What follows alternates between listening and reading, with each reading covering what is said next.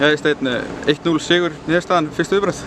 Já, bara rosaleg spenna eins og hefur verið í báðum leikjunum áður frá milli þessara liða. Mikið kapp, kannski meira kapp en gæði og öfugt í bikarnum, þá fellur þetta fyrir okkur, ekkert ósvipuðu marki kannski og þar.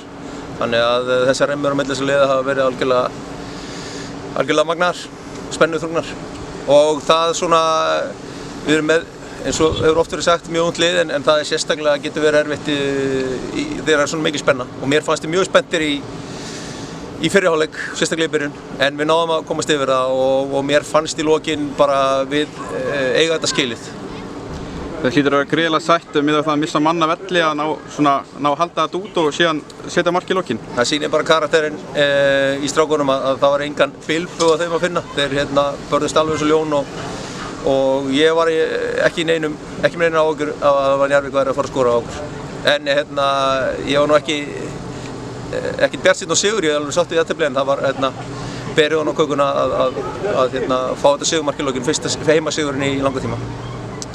Svona heilt yfir, sáttu við frammistöðuna? Já, ég get ekkert verið annað það og mér langar til þess að tileinka þennan sigur honum Ástvaldi Ragnari Bjarnarsyni, okkar helsta stuðningsmanni sem á í miklu erfiðri baráttu og mikilvægari baráttu núna heldur en við áttum hér í kvöld og hann okkar helsti stuðningsmaður og við erum allir hans helstu aðdáendur á móti. Ísak Óli var ekki með í dag, hver er svona ástæðan fyrir því? Hann var bara í banni, hann og Sindri Þór var í banni og það komu strákar inn Cesari og Anton og skiluðu þessu vægasett með príði. Er von á okkur breytingum fyrir gluggalokk? Ykkur að fara, ykkur að koma? Nei, mér sýnist það ekki. Við höfum fengið eitt strák úr Víði sem var í láni og sendt 2 í staðinn og jafnvel sá 3 á leiðinni þangað. Strákar sem eru á mörkunum í hóp og öðrum flokki hjá okkur og annað sé ekki gerast fyrir lok gluggans.